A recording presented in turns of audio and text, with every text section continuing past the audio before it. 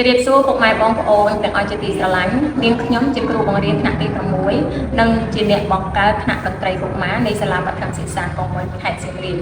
ដោយយោងទៅលើស្ថានភាពបច្ចុប្បន្ននេះថ្នាក់តន្ត្រីរបស់យើងពុំមានថ្នាក់ក្នុងការដាក់សម្ភារៈនិងរៀនជាប្រចាំនោះទេបច្ចុប្បន្នគឺយើងកំពុងតែប្រើប្រាស់ថ្នាក់បច្ចេកសិក្សាកម្រិតទាបពោលគឺខ្ចីថ្នាក់សិនដូច្នេះហើយទើបសាលាមានគម្រោងសាងសង់អគារសិក្សាមួយខ្នងតាមរយៈមូលនិធិសាមគ្គីជាកម្លាំង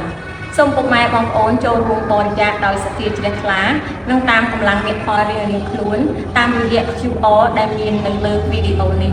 សូមអរគុណចំពោះទឹកចិត្តចែករំលែកចំពោះពុកម៉ែកម្ពុជា